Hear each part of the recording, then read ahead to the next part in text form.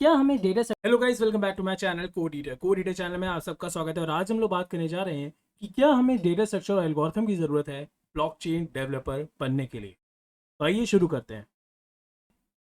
तो आप में से ही कई लोगों ने मुझसे ये क्वेश्चन पूछा था कि क्या हमें डेटा स्ट्रक्चर और एल्गोरिथम की नॉलेज होनी चाहिए अगर हम एक ब्लॉकचेन डेवलपर बनना चाहते हैं तो। और ये क्वेश्चन मुझसे यूट्यूब, इंस्टाग्राम और ईमेल्स के थ्रू पूछे गए, तो मैंने सोचा इस पर एक वीडियो बना दिया जाए और इसका आंसर इस वीडियो में मैं दे देता हूँ। और इसका आंसर है मोटे मोटे शब्दों में, सिर्फ एक सिंगल शब्द में, या फिर मैं कहूँ एक सिंगल वर्ड में, और वो आंसर है यस। बिल्कुल, आपको नॉलेज होनी चाहिए डेटा स्ट्रक्चर और एल्गोरिथम की अगर आप एक सक्सेसफुल ब्लॉकचेन डेवलपर बनना चाहते हो तो। और ये मैं ऐसे ही नहीं कह रहा, मतलब मैं ये इसलिए नहीं कह रहा क्योंकि मतलब दिया हुआ है, बहुत सारी जगहों पे दिया है कि पढ़ना चाहिए इसलिए पढ़ लो, नहीं, इसलिए मैं ये नहीं कह रहा। और आप मेरी बात पे भी यकीन मत करिए, मैं तो ये भी कहूँगा। इसका मैं आपको एक प्रूफ देता हूँ। अगर प्रूफ समझना है तो सिंपली बस ब्लॉकचेन को समझ लेना है। अगर ब्लॉकचेन समझ में आ गया तो बस समझ में आ जाएगा इसका आंसर क्या होना चाहिए। और इसका प्रूफ है इस ब्लॉकचेन का स्ट्रक्चर। अगर आप ब्लॉकचेन के स्ट्रक्चर को ध्यान से देखेंगे तो ब्लॉकचेन के स्ट्रक्चर में होता क्या है?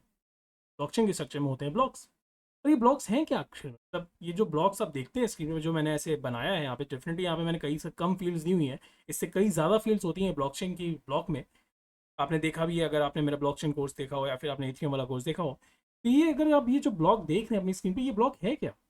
ये ब्लॉक कुछ और नहीं, ये आपका डेटा स्ट्रक्चर ही तो है, जहाँ पे डिफरेंट डिफरेंट फील्ड्स हैं। एक डेटा के लिए फील्ड है, एक ब्लॉक नंबर के लिए फील्ड है, एक प्रीवियस हैश के लिए फील्ड है, एक हैश के लिए फील्ड है।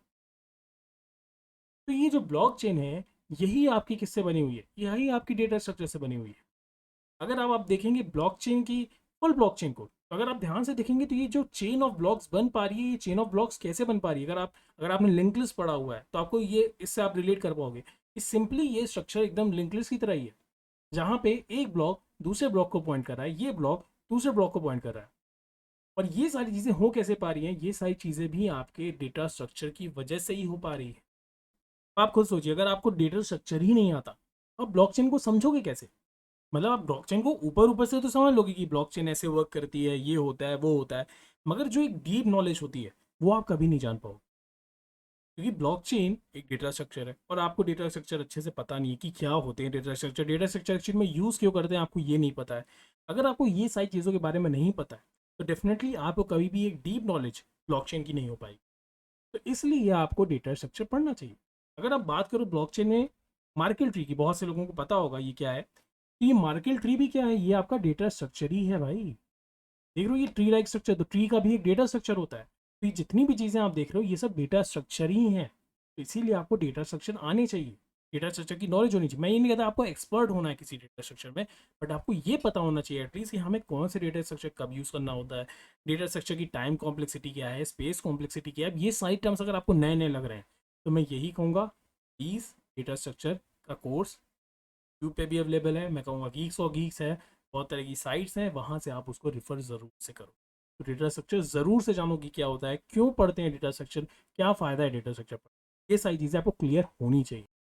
अब बहुत से लोग ये भी सोच रहे होंगे, ठीक है ब्लॉकचेन की थोड़ी बहुत नॉलेज भी है तो क्या हुआ, काम तो चल जा रहा है, स्मार्ट कॉन्ट्रैक्ट तो बना ही ले रहे हैं, काम तो चल ही रहा है।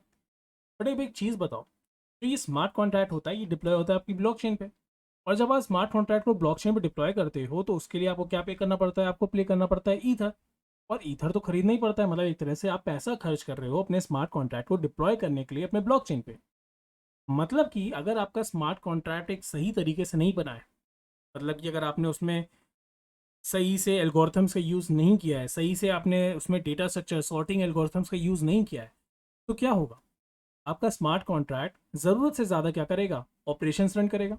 ज़रूरत से ज़्यादा ऑपरेशंस रन होंगे तो ज़रूरत से ज़्यादा उसको क्या करना पड़ेगा? ईथर का कंजम्पशन होगा, मतलब एक तरह से गैस का कंजम्पशन होगा। और भाई जब ज़रूरत से ज़्यादा गैस का कंजम्पशन होगा तो आपको पे भी करना पड़ेगा। मतलब कि अगर आपको डेटा स्ट्रक्चर और एल्गोरिथम की नॉलेज नहीं है तो आप कभी भी एक प्रोग्राम नहीं लिख पाओगे अच्छा, क्योंकि स्मार्ट कॉन्ट्रैक्ट है क्या एट द एंड? वो एक प्रोग्राम है। अगर आप उस, लेट से आपने स्मार्ट कॉन्ट्रैक्ट में आपको नहीं पता है कि मैं अगर लूप का यूज़ करता हूँ तो मेरी कॉम्प्लेक्सिटी बन जाती है टाइम की O(n²), लेट से मैं एक एग्जांपल दे रहा हूँ। इस तरह की चीज़ें अगर आपको नहीं पता है तो क्या होगा कि आप एक ऐसा स्मार्ट कॉन्ट्रैक्ट बनाओगे जो कि क्या होगा, बहुत ही ज़्यादा गैस कंजम्पशन वाला स्मार्ट कॉन्ट्रैक्ट होगा। मतलब कि हद से ज़्यादा वो गैस कंज्यूम करेगा। ज़्यादा गैस कंज्यूम होगी तो ज़्यादा ईथर लगेगा, ज़्यादा ईथर लगेगा मतलब ज़्यादा पैसा लगेगा। वही आप खुद सोचो, अगर कंपनी को हायर करना है किसी स्मार्ट कॉन्ट्रैक्ट लेट से डेवलपर को, तो क्या वो कंपनी किसी ऐसे को हायर करेगी जिसको पता ही नहीं कि डेटा स्ट्रक्चर एल्गोरिथम की नॉलेज नहीं है, उसको पता ही नहीं कि एक अच्छा एक एफिशिएंट स्मार्ट कॉन्ट्रैक्ट या फिर मैं कहूँ एक एफिशिएंट प्रोग्राम नहीं लिखना आता? क्योंकि भाई अगर एफिशिएंट प्रोग्राम नहीं होगा तो कंपनी को क्या करना पड़ेगा, बहुत ज़्यादा लॉस बेयर करना पड़ेगा, क्योंकि आपने एक स्मार्ट कॉन्ट्रैक्ट बनाया जिसमें आपने सही से डेटा स्ट्रक्चर एल्गोरिथम का यूज़ नहीं किया, आपने सही से उसमें मतलब इम्प्लीमेंटेशन नहीं किया अपने प्रोग्राम का। होगा क्या, कंपनी को इतना ज़्यादा ईथर पे करना पड़ेगा जो भी आपको हायर करेगी। इसीलिए आपको डेटा स्ट्रक्चर एल्गोरिथम की यहाँ पे भी ज़रूरत पड़ेगी। इसीलिए डेटा स्ट्रक्चर एल्गोरिथम आपको आना चाहिए। मैं ये नहीं कहूँगा, फिर से कहूँगा कि आपको कॉम्पिटिटिव लेवल वाली कोडिंग आनी चाहिए, ये सब मैं नहीं कह रहा।